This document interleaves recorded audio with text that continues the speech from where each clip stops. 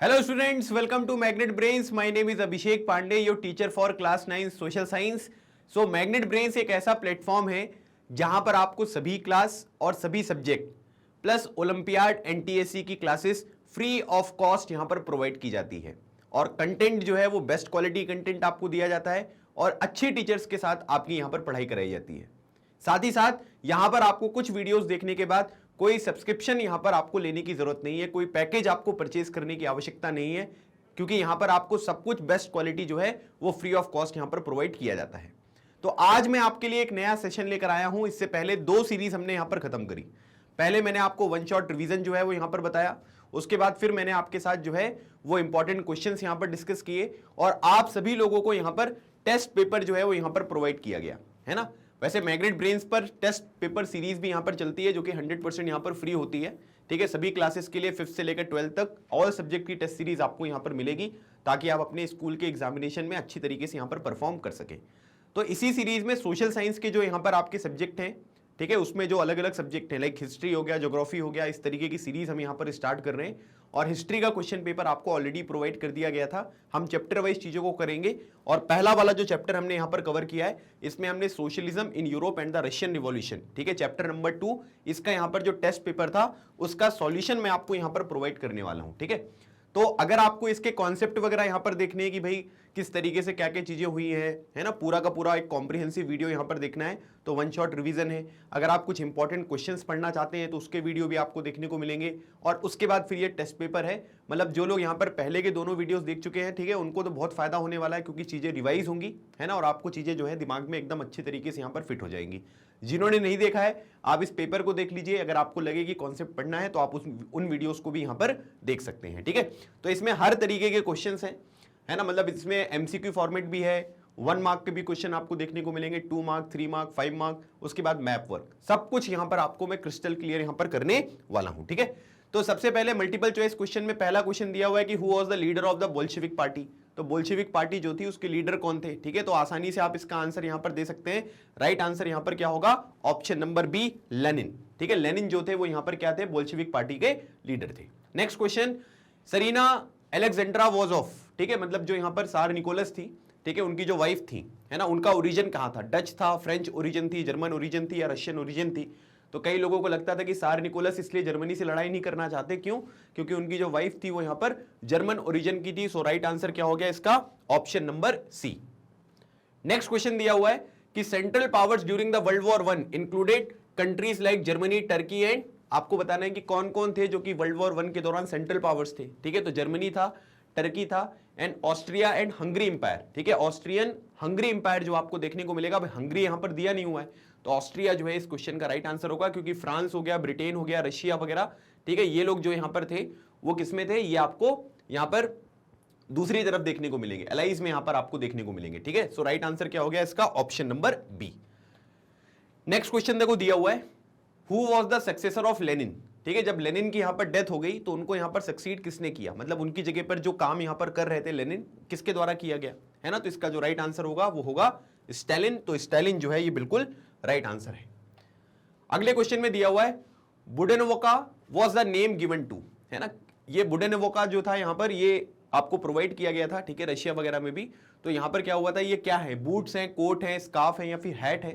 तो आपको सभी को पता है कि उसमें स्टार वगैरह लगा रहता था, ठीक है, और इस तरीके की जो चीजें होती थी इसको हम यहां पर हैट कहते थे। So right answer is option number D.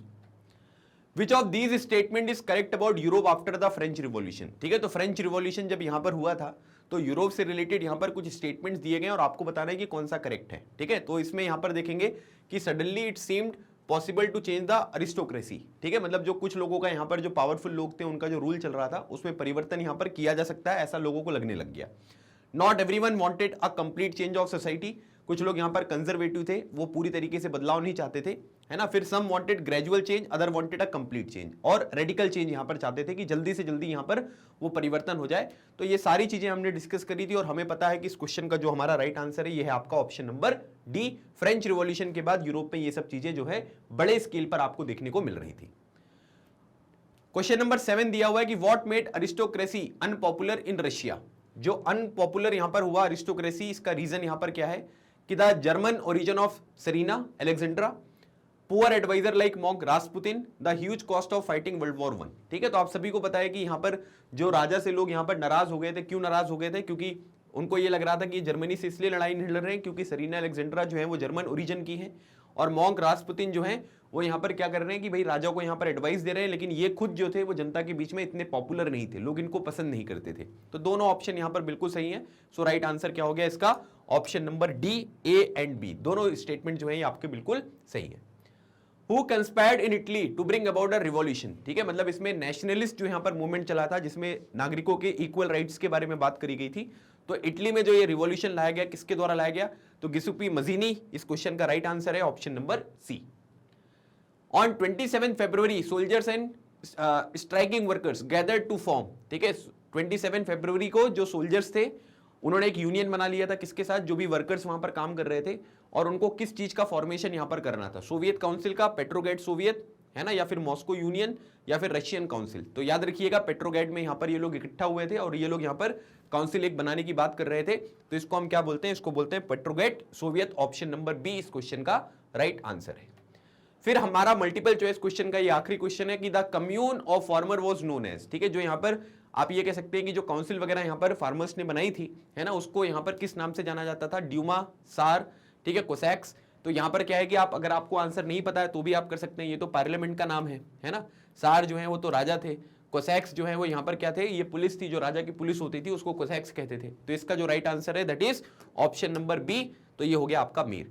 देखो क्या होता है कि एमसीक्यू क्वेश्चन जब आपको सॉल्व करने हैं, है ना, तो इससे आपके बेसिक्स एकदम क्लियर होनी चाहिए, मतलब हर चीज आपको पता होगी, तभी इस तरीके के क्वेश्चंस जो हैं वो आप यहां पर कर पाएंगे। तो अगर आपने इस चैप्टर को अच्छी तरीके से पढ़ा है, जितने भी इंपॉर्टेंट टर्म्स हैं वो आपको पता है, तभी आप इन क्वेश्चंस को कर पाएंगे। अदरवाइज एमसीक्यू में क्या होता है कि क्वेश्चन सही भी हो जाते हैं, है ना, कि आपने एकदम गेस किया और आपका क्वेश्चन सही भी हो गया, लेकिन प्रोबेबिलिटी उस चीज की जो है वो बहुत कम होती है। इसलिए हमें क्या करना है कि अपने कॉन्सेप्ट को अच्छी तरीके से बिल्ड करके इन क्वेश्चंस को अटेम्प्ट करना है, ताकि आप अपने एग्जामिनेशन में अच्छा परफॉर्म कर सकें। ठीक है, तो इसका राइट आंसर क्या हो गया? Option number B. अब अगला सेगमेंट स्टार्ट करेंगे, वेरी शॉर्ट आंसर। ठीक है, तो अब यहां पर बोला जा रहा है कि लिबरल्स कौन है भाई, है ना, लिबरल्स किसको कहते थे? लिबरल्स। ठीक है, तो liberals was a group of those people who wanted a nation which tolerated all religion. ठीक है, मतलब यहां पर क्या है कि अलग अलग तरीके के रोल आपको देखने को मिले लिबरल्स के द्वारा, ठीक है, रेडिकल्स के द्वारा, कंजर्वेटिव के द्वारा, जो यहाँ पर सोशलिस्ट लोग हैं, सबकी विचारधाराएं अलग अलग थी। तो वही बताना है आपको लिबरल्स कौन है। ये वो लोग थे जो यहाँ पर सभी रिलीजन को टोलरेट करते थे। इनका मानना यह था कि सभी धर्म जो है बराबर हैं, सभी की रिस्पेक्ट यहाँ पर होनी चाहिए। और उसके बाद यहाँ पर जो डायनेस्टिक रूलर्स यहाँ पर थे, है ना, मतलब जो पीढ़ी दर पीढ़ी चल रहे थे, ठीक है, जैसे उनके पापा रूलर, फिर वो रूलर, फिर उनके बेटे रूलर, इसको यहाँ पर ये जो इनके पास ये अनकंट्रोल्ड पावर थी, है ना, मतलब बहुत ज्यादा पावर जो ये एंजॉय कर रहे थे, उसको यहाँ पर क्या करना चाहते थे कि ये समाप्त करना चाहते थे। Which group supported women suffragette movement? ठीक है, मतलब यहां पर क्या होता है कि सफरगेट मूवमेंट मतलब होता है वोटिंग राइट्स, ठीक है, राइट टू वोट। ठीक है, महिलाओं को वोटिंग राइट्स यहां पर मिलने चाहिए। ठीक है, और उसके बारे में यहां पर कौन सा ग्रुप था जो यहां पर इस चीज के लिए सपोर्ट कर रहा था? ठीक है, तो radical supported women suffragette movement या वुमेन सफरेज मूवमेंट, दोनों चीजें हम बोल सकते हैं, सफरगेट भी बोल सकते हैं, सफरेज भी बोल सकते हैं, दोनों सही है। ठीक है, तो रेडिकल्स जो थे वो यहां पर क्या कर रहे थे? इस चीज का यहां पर सपोर्ट कर रहे थे। क्वेश्चन नंबर 13 देखते हैं। Who were Jadidist? जो जेडिडिस्ट यहां पर थे ये कौन थे? तो आपको पता है कि जो यहां पर रशियन इंपायर था, रशियन इंपायर में कुछ यहां पर इस्लाम के रिफॉर्म के लिए बात कर रहे थे, Muslim reformers within the Russian empire who wanted modernise Islam to lead their societies. तो वो लोग क्या करना चाहते थे? ये मुस्लिम रिफॉर्मर्स थे जो यहां पर इस्लाम में रिफॉर्म करना चाहते थे, और ये रशियन इंपायर के अंतर्गत आपको देखने को मिल रहे थे, ताकि अपनी सोसाइटी को सही तरीके से यहां पर लीड कर सकें। ठीक है, तो ये काफी इंपॉर्टेंट क्वेश्चन है, ये आपको ध्यान रखना है, इसके ऊपर पेपर में भी आपसे क्वेश्चन ये वाला जो है वो पूछा जा सकता है। How are the liberals different from the democrat? ठीक है, अब यहां पर जो लिबरल्स हैं वो डेमोक्रेट से यहां पर किस तरीके से डिफरेंट है ना, इसकी बात हो रही है। तो देखिए, liberals argued for a representative elected parliamentary government, but unlike Democrats they did not believe in universal adult franchise, that is right of every citizen to vote। ठीक है, तो लिबरल्स का भी यहां पर ये मानना था कि जो यहां पर गवर्नमेंट बनेगी वो कैसी होनी चाहिए? रिप्रेजेंटेटिव होनी चाहिए, मतलब सोसाइटी में जितने लोग रह रहे हैं सबका यहां पर पार्टिसिपेशन होना चाहिए, इलेक्टेड होना चाहिए। ऐसे नहीं मतलब किसी को भी आपने गवर्नमेंट में यहां पर पार्टिसिपेट करवा दिया, है ना, इलेक्शन के तहत उसमें पार्टिसिपेट करे। लेकिन यहां पर क्या करते थे कि ये यूनिवर्सल एडल्ट फ्रेंचाइज के ऊपर फोकस नहीं करते थे। मतलब इसमें क्या होता था कि ये मानते थे कि जिसके पास यहाँ पर वेल्थ ज्यादा है ना, उसको वोटिंग राइट देने हैं, और उसके बाद सभी लोगों को वोटिंग राइट्स नहीं देने, लेकिन डेमोक्रेट्स का मानना यह था कि यूनिवर्सल एडल्ट फ्रेंचाइज जो है वो होनी चाहिए, मतलब सभी नागरिकों को यहां पर वोटिंग देने का अधिकार यहां पर करना है। तो इस तरीके से आप ये कह सकते हैं कि लिबरल्स और डेमोक्रेट्स जो है वो आपको डिफरेंट यहां पर देखने को मिलेंगे। वाई, अगला question number 15, why were socialist against private property, है ना। जो सोशलिस्ट यहां पर विचारधारा के लोग थे, है ना, या आप ये कह सकते हैं कि सोसाइटी में, कम्युनिटी में जो सोशलिस्ट लोग यहां पर थे वो प्राइवेट प्रॉपर्टी मैंने देखा है कि कई स्टूडेंट यहां पर कमेंट में पूछ रहे थे कि सर प्राइवेट प्रॉपर्टी क्या होता है। प्राइवेट प्रॉपर्टी का मतलब होता है कि जो, जैसे मेरे पास कोई प्रॉपर्टी है तो वो क्या है, वो मेरी प्रॉपर्टी है, तो उसको मैं क्या बोलूंगा, उसको मैं प्राइवेट प्रॉपर्टी बोलूंगा, है ना। तो उसी टाइम पीरियड पर क्या हो रहा था कि कई सारे लोग ऐसे थे जो यहां पर क्या करते थे कि प्राइवेट प्रॉपर्टी रखते थे। प्राइवेट प्रॉपर्टी मतलब उनके पास जो प्रॉपर्टी है वो रहेगी, उससे उनका बेनिफिट यहां पर होगा, सोसाइटी का बेनिफिट यहां पर नहीं होगा, ठीक है। तो उसको हम यहां पर प्राइवेट प्रॉपर्टी कहते हैं। Why were socialist against private property, है ना। तो सोशलिस्ट का मानना यह था कि ये लोग केवल क्या करते हैं कि अपने पर्सनल गेन के बारे में बात करते हैं, है ना। जैसे मान लीजिए कि कोई भी इंडस्ट्री अगर आपने स्टेब्लिश यहां पर करी है, तो वो इंडस्ट्री अगर स्टेब्लिश हो गई है तो सिंपल सी बात यहां पर ये हुआ कि हम क्या करेंगे कि उससे जो भी बेनिफिट होगा वो जो उसका ऑनर होगा उसको बेनिफिट होगा, है ना। तो जो भी प्रॉपर्टी वाले लोग होते थे उनको पर्सनल गेन के ऊपर ज्यादा फोकस रहता था, and not with the welfare of those who made the property productive. अब वहां पर जो लोग काम कर रहे हैं उनकी कंडीशन वगैरह के ऊपर वो ज्यादा फोकस नहीं करते थे, वो ये नहीं मानते थे कि भाई इनकी जो चीजें हैं उनको भी हमको यहाँ पर इंप्रूव करने की आवश्यकता है, ठीक है। तो ये एक पॉइंट है जो आपको यहाँ पर समझना है, और इस बेसिस पे ये पूरा का पूरा चीजें जो है वो आपको बताई गई है, ठीक है। Question number 16, what were the ideas of conservative. Conservatives के जो आइडियाज हैं वो आपको बताने, देखिए लिबरल्स के, रेडिकल्स के, कंजर्वेटिव के, सोशलिस्ट, ये चारों जो है वो आपको याद रखना है। इनमें से कोई भी चीज आपके पेपर में जो है वो यहां पर आ सकती है, ठीक है। तो कंजर्वेटिव मतलब जो कंजर्व नेचर के हैं, है ना, उनका लगता है कि भाई जो पहले से चीजें चली आ रही हैं उनमें बदलाव करने की आवश्यकता नहीं है, अगर हम बदलाव करेंगे तो इससे प्रॉब्लम यहां पर होगी। So conservative they were oppose to radicals and liberals, they believe that the past had to be respected and change had to be brought about the through a slow process, ठीक है। Radicals और liberals का मानना यह था कि हमें क्या करना है कि जो पुरानी चीजें हो रही थी वो बिल्कुल गलत थी, हमें इनको परिवर्तन करने की आवश्यकता है। लेकिन कंजर्वेटिव का मानना यह है कि भाई रेडिकल्स जिस तरीके से बात करते हैं, लिबरल्स जिस तरीके से बात करते हैं, ये बिल्कुल गलत है। जो पहले हमारा पास्ट था उसको यहाँ पर रिस्पेक्ट देना चाहिए, और जो भी परिवर्तन की बात यहाँ पर आप कर रहे हो, जो भी चेंजेस आपको लाने हैं वो कैसे लाओगे, एक स्लो प्रोसेस के तहत आपको यहाँ पर लेकर आना है। इसमें बहुत ज्यादा आपको जल्दी जल्दी चीजें करोगे तो सोसाइटी जो है उस चीज को अडेप्ट नहीं कर पाएगी, ठीक है। तो धीरे धीरे प्रोसेस में अगर हम काम करेंगे तो ये चीजें ज्यादा बेनिफिट हमको देने वाली है। What problems were brought by industrialisation, ठीक है। अब इंडस्ट्रियलाइजेशन का मतलब क्या होता है कि इंडस्ट्रीज जो यहाँ पर सेटअप की गई हैं, है ना, जो अलग अलग तरीके की इंडस्ट्रीज यहाँ पर सेटअप करती हैं, जब बहुत सारी इंडस्ट्रीज यहाँ पर आने लग गई या इंडस्ट्रियल एक्टिविटीज बहुत ज्यादा होने लग गई तो इसको हम इंडस्ट्रियलाइजेशन जो है वो यहाँ पर कहते हैं। तो इंडस्ट्रियलाइजेशन जब यहां पर हुआ तो इसके साथ और भी बहुत सारी प्रॉब्लम्स आई, है ना। उन प्रॉब्लम्स के बारे में जो है वो आपको यहां पर बात करनी है। Work hours were often long and wages were poor and unemployment created problems for them and housing and sanitation problems were also growing rapidly, ठीक है। तो अब इसमें कई सारी प्रॉब्लम्स हैं। जैसे अगर आप बात करेंगे तो यहां पर इंडस्ट्रियलाइजेशन में, इंडस्ट्रीज में आपको काम करना है, तो आपके जो वर्किंग आवर्स थे, है ना, वर्किंग आवर्स कैसे थे भाई, वर्किंग आवर्स जो है वो आपके ज्यादा थे, या वर्क आवर जो है वो आपके ज्यादा आपको देखने को मिलेंगे, ठीक है। उसके बाद दूसरी बात अगर आप देखोगे तो वेजेस के बारे में बात करेंगे तो वेजेस जो है वो यहाँ पर बहुत कम हुआ करते थे। फिर उसके बाद अनएम्प्लॉयमेंट वाली भी प्रॉब्लम यहाँ पर हुई, है ना, क्योंकि काम करने वाले वो लोग बहुत हो गए थे, लोग गांव से यहाँ पर शिफ्ट हो गए, है ना, कि भाई हम जाएंगे शहर में और वहां पर क्या करेंगे, इंडस्ट्रीज में काम करेंगे। तो लोगों को, बहुत सारे लोग जब यहाँ पर शिफ्टिंग हुए तो इतनी सारी एम्प्लॉयमेंट अपॉर्चुनिटीज क्रिएट नहीं कर पाए उस टाइम पर, तो अनएम्प्लॉयमेंट वाली भी प्रॉब्लम यहाँ पर आपको देखने को मिली, ठीक है। फिर उसके बाद जो लोग फैक्ट्रीज वगैरह में काम करते थे उनकी हाउसिंग वाली प्रॉब्लम हो गई, साफ सफाई वाली प्रॉब्लम यहाँ पर हो गई। तो इसी वजह से आप ये कह सकते हैं कि इंडस्ट्रियलाइजेशन से वहां पर क्या हुआ कि जिसकी इंडस्ट्रीज थी उसको तो बेनिफिट यहां पर हो रहे थे, लेकिन जो वर्किंग क्लास था, जो काम कर रहा था, है ना, उसको इस तरीके की प्रॉब्लम्स जो है वो आपको देखने को मिल रही थी। तो आपके आंसर में ये सब चीजें यहां पर इंक्लूड होना जरूरी है, और इस तरीके से आप यहां पर सोचोगे तो आपको अच्छे नंबर यहां पर मिलेंगे, है ना। जितनी भी अलग अलग तरीके की चीजें, और ऐसा नहीं है कि ये सब चीजें आपको पता नहीं है, ठीक है, ये हमने जो है ऑलरेडी जो आपका वन शॉट रिवीजन है उन सब चीजों में मैंने आपको बताया था, तो उन्हीं सब पॉइंट्स को आपको अब इन क्वेश्चंस में लिखना है, ठीक है। तो अगर आपके कॉन्सेप्ट अच्छी तरीके से क्लियर होंगे तो ये सब चीजें आसान है, मतलब ऐसा कोई डिफिकल्ट यहां पर क्वेश्चन आपको देखने को नहीं मिलेगा। Name two famous socialist who introduce communist system, ठीक है। जो कम्युनिस्ट सिस्टम यहां पर था कि भाई यहां पर क्या होना चाहिए, जनता का रूल होना चाहिए, सरकार को यहां पर हस्तक्षेप करना चाहिए, उनके पास कंट्रोल यहां पर होना है, ताकि यहां पर ज्यादा से ज्यादा लोगों को बेनिफिट यहां पर पहुंचाया जाए। तो दो फेमस यहां पर सोशलिस्ट कौन थे जिन्होंने यहां पर कम्युनिस्ट जो यहां पर सिस्टम था, जब भी हम कम्युनिज्म के बारे में बात करते हैं तो हमेशा याद रखिएगा कार्ल मार्क्स का नाम आएगा, और यहाँ पर फ्रेडरिक एंजल जो है ये आपको देखने को मिलेंगे। ठीक है, तो ये दो फेमस सोशलिस्ट थे जिन्होंने यहाँ पर कम्युनिस्ट सिस्टम को यहाँ पर जो है वो इंट्रोड्यूस यहाँ पर किया था। तो Karl Marx and Friedrich Engel जो है ये आपको देखने को मिलेंगे। तो इन दोनों का नाम आपको यहाँ पर पता होना चाहिए। अगला सवाल दिया हुआ है, which socialist parties were formed in Germany, Britain and France. ठीक है, तो अब क्या हुआ था कि भाई ऐसा नहीं है कि केवल यहाँ पर क्या हो रहा था कि रशिया में ही आपको सोशलिस्ट जो पार्टीज हैं वो देखने को मिल रही थी, इनका जो कवरेज था, नेटवर्क था, वो दूसरी कंट्रीज में भी आपको देखने को मिलेगा।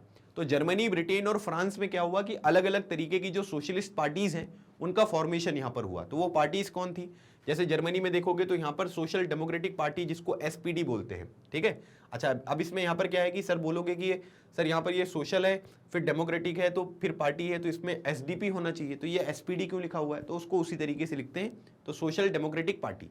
ब्रिटेन में जो है वो लेबर पार्टी की स्थापना यहाँ पर करी गई, और फ्रांस में अगर आप देखोगे तो यहाँ पर सोशलिस्ट पार्टी की जो है वो स्थापना करी गई। तो यहाँ पर क्या है कि सोशलिज्म की विचारधारा पर अगर आप देखोगे तो अलग अलग कंट्रीज में वर्कर्स वगैरह की जो पार्टी है वो यहाँ पर बनाई गई। जर्मनी में, ब्रिटेन में और फ्रांस में कौन कौन से नाम की पार्टीज थी ये आपको पता होना चाहिए। ठीक है, तो ये फैक्चुअल इंफॉर्मेशन है। एक नंबर में अगर आप देखोगे ना तो ज्यादातर जो क्वेश्चंस होंगे वो आपके फैक्चुअल बेस्ड यहाँ पर पूछे जाएंगे। तो अगर आपको फैक्ट पता होंगे तो आप आंसर को सही तरीके से अटेम्प्ट कर पाओगे। क्वेश्चन देखिए 20 दिया हुआ है, व्हाट इज रशियन रिवॉल्यूशन, है ना। अब रशियन रिवॉल्यूशन को जस्टिफाई करिए, है ना। तो यहां पर क्या है, रशियन रिवॉल्यूशन का मतलब हुआ कि the fall of monarchy in February 1917, है ना। मतलब राजा का जो रूल यहां पर चल रहा था, जो डायनेस्टिक रूल चल रहा था, उसको समाप्त करना।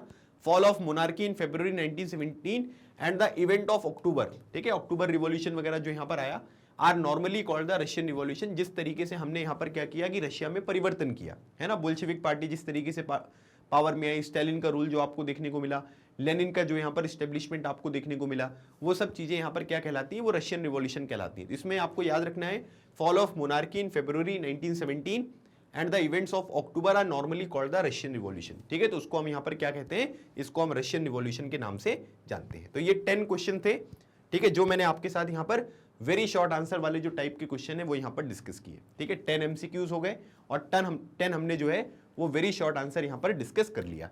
अब अगला जो सेगमेंट यहाँ पर होने वाला है वो 2 मार्क्स का होने वाला है। अब देखो 1 मार्क और 2 मार्क में बहुत ज्यादा वेरिएशन नहीं होंगे। उसमें क्या होगा कि 1 मार्क में थोड़ा कम लिखना पड़ेगा और थोड़े से आपको वर्ड लिमिट जो है वो बढ़ाकर 2 मार्क्स में यहाँ पर इंक्लूड करना है। ठीक है, तो अब हमारा जो अगला सेगमेंट यहाँ पर होगा, जो आपके पेपर में था, वो था यहाँ पर शॉर्ट आंसर। ठीक है, तो शॉर्ट आंसर में अगर हम देखेंगे तो यहाँ पर क्या क्या है, पहला क्वेश्चन दिया हुआ है कि बोल्शेविक्स जो थे वो कौन थे, है ना। बोल्शेविक्स, मेंशेविक्स बताया था ना मैंने आपको, इनके बीच में डिफरेंस भी मैंने आपको इंपॉर्टेंट क्वेश्चंस में पढ़ाए थे। तो अब बताना है आपको कि बोल्शेविक्स जो है वो कौन है। So it was a political organisation led by Lenin. ठीक है, तो लेनिन जो है ये इसके यहाँ पर क्या थे, ये हेड थे, और एक पॉलिटिकल ऑर्गेनाइजेशन था who thought that in a repressive society like tsarist Russia the party should be disciplined and should control the number and quality of its members. He believed in a socialist concept. ठीक है, इनका मतलब ये था कि भाई जनता जो यहाँ पर काम कर रही है, वर्कर्स हैं, ठीक है, जो पीजेंट्स हैं, उनको हमको क्या करना पड़ेगा, उनको ज्यादातर यहाँ पर पावरफुल करने की आवश्यकता है ना। क्योंकि सार का जो रूल यहाँ पर चल रहा था, सारिस रशिया का मतलब है कि जो सार जिस टाइम पीरियड पर रशिया में रूल कर रहे थे, तो यहाँ पर क्या है कि हमको एक पॉलिटिकल ऑर्गेनाइजेशन यहाँ पर बनाना पड़ेगा और इसके जो भी मेंबर होंगे वो यहाँ पर कैसा होनी चाहिए, डिसिप्लिन होनी चाहिए। और उसके बाद यहाँ पर क्या करना है कि जो नंबर है वो यहाँ पर हमको कंट्रोल करने पड़ेंगे। ऐसा नहीं कि इस बोल्शेविक पार्टी में जिसको भी चाहा आपने यहाँ पर मेंबर बना लिया, है ना। और आपको अपने मेंबर्स की जो क्वालिटी है वो भी यहाँ पर इंप्रूव करनी पड़ेगी। और बोल्शेविक पार्टी के जो मेंबर्स थे, इनका जो पूरा कॉन्सेप्ट था, आप ये कह सकते हैं कि सोशलिस्ट कॉन्सेप्ट यहाँ पर था, है ना, जिसमें जनता के पास यहाँ पर आपको अधिकार यहाँ पर देना है और उनके वेलफेयर के बारे में यहाँ पर चीजें सोचनी है। ठीक है, तो ये हो गए आपके बोल्शेविक्स। फिर अगली बात है कि what was the demand of workers of Saint Petersburg in 1904। ठीक है, तो यहां पर क्या है कि जो सेंट पीटर्सबर्ग था, बेसिकली सेंट पीटर्सबर्ग बोल लीजिए या पेट्रोगेट बोल लीजिए, दोनों एक ही है। सेंट पीटर्सबर्ग को जब यहाँ पर पेट्रोगेट यहाँ पर किया गया, तो यहाँ पर क्या है कि आप बहुत सारे लोगों को देख सकते हैं कि बहुत सारे लोगों के मन में जो है वो ऐसा लगा कि यार मतलब ये रशिया का सेंट पीटर्सबर्ग है और इसमें जर्मनी वालों ने इसका नाम यहाँ पर पेट्रोगेट कर दिया है। तो इससे कई लोगों की भावनाएं जो है उनको यहाँ पर बुरा लगा था। तो यहाँ पर क्या हुआ कि सेंट पीटर्सबर्ग जो है वो 1904 में जब यहाँ पर वर्कर्स यहाँ पर प्रोटेस्ट कर रहे थे तो उनकी डिमांड क्या थी, है ना। तो सिंपल सी बात है, तो यहाँ पर क्या होना चाहिए कि जो वर्किंग डे है ना, या जो वर्किंग टाइम है ना, आप डे भी लिख सकते हैं, वर्किंग आवर भी लिख सकते हैं, ठीक है, वो भी यहाँ पर आप कर सकते हैं कि वर्किंग डे टू 8 आवर्स, ठीक है, कि मतलब 8 घंटे का वर्किंग वाला दिन होना चाहिए। उनके वेजेस में यहाँ पर इंक्रीमेंट आपको देखने को मिलना चाहिए और साथ ही साथ जो वर्किंग कंडीशंस हैं इनको भी यहाँ पर इंप्रूव करना है ना। वर्किंग डे का मतलब एक दिन अगर वो काम कर रहे हैं तो कितने घंटे काम कर रहे हैं, तो उसको रिड्यूस करो, है ना। नहीं तो 12 घंटे 15 घंटे लोग काम कर रहे थे, तो उसको 8 घंटे करिए, वेजेस में जो है वो इंक्रीमेंट यहाँ पर करिए, और साथ ही साथ जो वर्किंग कंडीशंस है, जिस कंडीशंस पे वो लोग यहाँ पर काम कर रहे थे, हाउसिंग सैनिटेशन वगैरह हो गया, उन सब चीज़ों के ऊपर आपको फोकस करना है। तो इस बात को लेकर वहाँ पर प्रोटेस्ट वगैरह जो है वो यहाँ पर स्टार्ट हुई, जिसको हम यहाँ पर पीटर्सबर्ग प्रोटेस्ट जो 1904 है उसको यहाँ पर कह सकते हैं। क्वेश्चन नंबर 23 है कि which incident was the immediate cause of the 1905 revolution in Russia, मतलब जो 1905 में रशिया में रिवॉल्यूशन आपको देखने को मिला, है ना। तो इमीडिएट कॉज क्या था? देखो क्या होता है कि चीजें जो है वो इकट्ठा होती रहती हैं, है ना, लेकिन एक दिन एक ऐसी चीज हो जाती है जिसकी वजह से जो इतने दिन से यहाँ पर इकट्ठा हो रहा था वो एकदम फूट जाता है ना, कि इतनी सारी चीजें आपने इकट्ठा करी हुई थी और उसका एक इमीडिएट कॉज निकल कर सामने आया, जिसकी वजह से ये सारी चीजें जो है वो आपको होती हुई दिखाई दी। तो अभी आपको ये बताना है कि जो इमीडिएट कॉज यहाँ पर था 1905 रिवॉल्यूशन का रशिया में, वो क्या था, है ना। तो इसको बोलते हैं ब्लडी संडे। तो ब्लडी संडे वाला जो दिन था ये संडे को हुआ था, इसलिए इसको हम ब्लडी संडे यहाँ पर कहते हैं।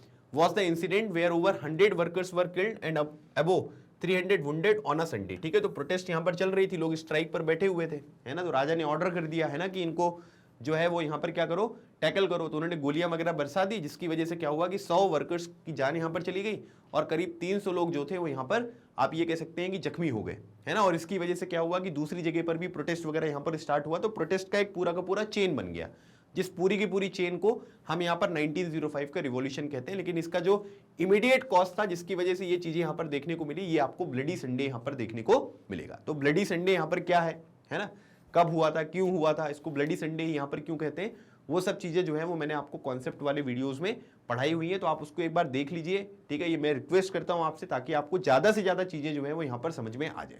ठीक है, तो ब्लडी संडे जो था वो इमीडिएट कॉज आपको देखने को मिलेगा। नेक्स्ट क्वेश्चन दिया हुआ है, विच world war situation discredited the government of Russia and the सार। ठीक है, तो आप यहाँ पर ये कह सकते हैं कि जो यहाँ पर सार है, ठीक है, तो यहाँ पर क्या है कि discredited government of Russia and the सार। तो इसमें आपको बताना है कि क्या है, मतलब जिसको आप ये कह सकते हैं कि डिस्क्रेडिटेड, है ना। मतलब आप इसमें सिंपल से ये समझिए कि वर्ल्ड वॉर 1 के दौरान जो है वो कौन सी सिचुएशन यहाँ पर क्रिएट हुई, जिसकी वजह से यहाँ पर आप ये कह सकते हैं कि जो सार वगैरह हैं उनको यहाँ पर जो है वो बहुत ज्यादा क्रिटिसाइज यहाँ पर किया गया। There were over 7 million casualties by 1917 and Russian army destroyed crops and buildings to prevent the enemy from being able to live off the land.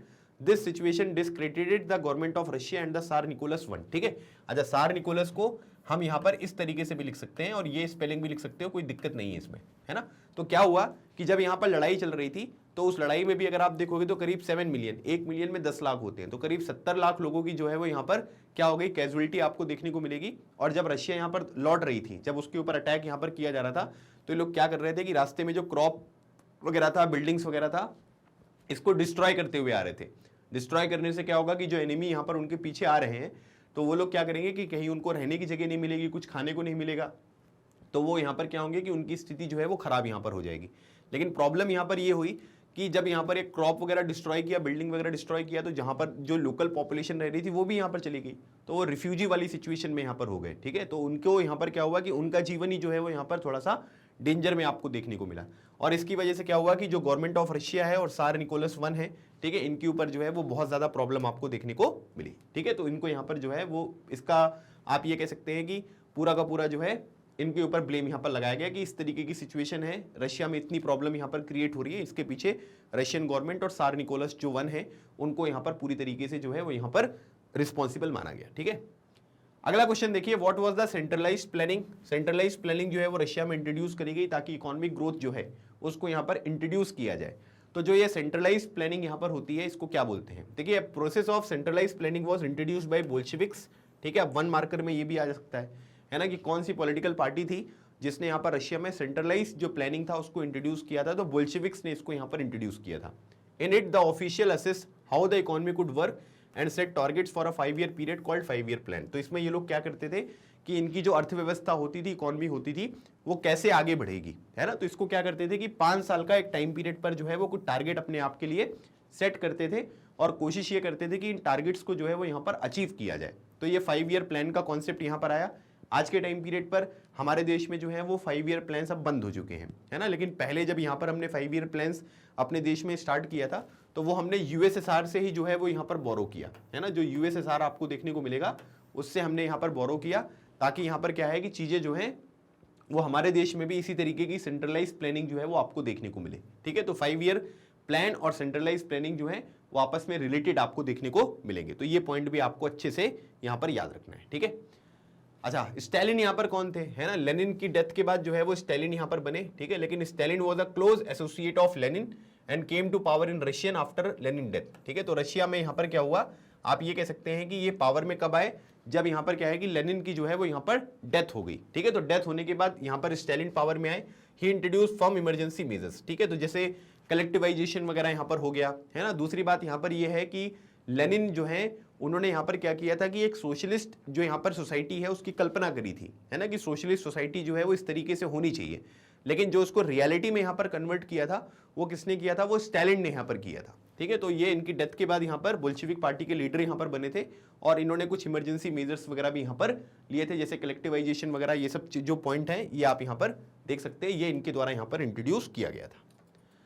Y kulaks needed to be eliminated. जो यहाँ पर कुलक्स हैं या कुलकास जो आपको देखने को मिलेंगे, इनको एलिमिनेट करने की बात यहाँ पर क्यों हो रही थी, है ना, मतलब इनको एलिमिनेट क्यों करना है। तो सबसे पहले की बात यहाँ पर ये है कि जो कुलकास हैं ये क्या है, ये आपको देखने को मिलेंगे ये पीजेंट्स ही हैं, है ना, जो बड़े पीजेंट्स यहाँ पर होते थे उनकी बात हो रही, मतलब कि पीजेंट्स मतलब फार्मर्स। ठीक है, तो उनके बारे में हम यहाँ पर देख रहे हैं।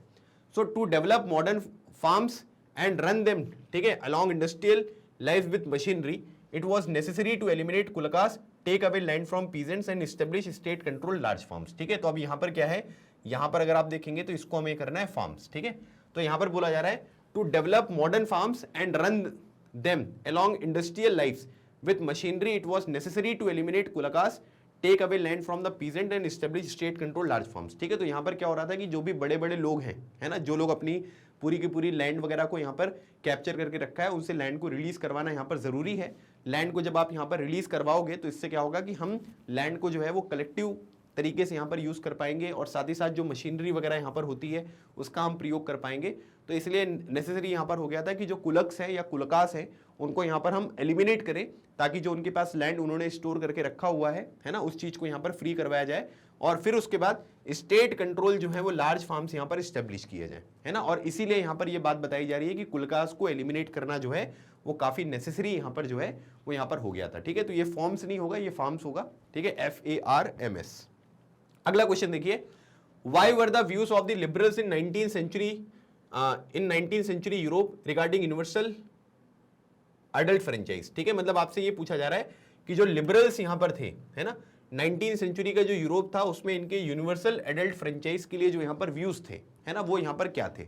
वही मतलब जो वोटिंग राइट्स के बारे में बात हो रही है कि सभी को वोटिंग राइट्स यहाँ पर मिलने चाहिए, उससे रिलेटेड इनके व्यूज आपको यहाँ पर डिस्कस करने हैं। The liberals were oppose to universal adult franchise. पहली बात तो ये है कि लिबरल्स जो है वो यहाँ पर क्या कर रहे हैं, वो लोग जो थे वो पूरी तरीके से यहाँ पर अपोज कर रहे थे, है ना, कि भाई यहाँ पर क्या है कि यूनिवर्सल एडल्ट फ्रेंचाइज जो है वो यहाँ पर नहीं होना चाहिए, मतलब सब लोगों को हमको वोटिंग राइट जो है वो नहीं देने, जिनके पास थोड़ी सी वेल्थ वगैरह है उनको हमें देना है। They felt man of property mainly should have the right to vote, they also did not want the vote of for women. ठीक है, जो वुमेन है उनको भी वोटिंग राइट्स यहाँ पर नहीं दिए गए। इनको ये लग रहा था कि केवल जो लोग मेन हैं, है ना, जिनके पास थोड़ा वेल्थ वगैरह यहाँ पर देखने को मिल रही है, केवल उन्हीं लोगों को यहाँ पर वोटिंग राइट्स मिलने चाहिए। तो ये लिबरल्स की विचारधारा थी, है ना, तो ये पॉइंट आपको ध्यान रखना है।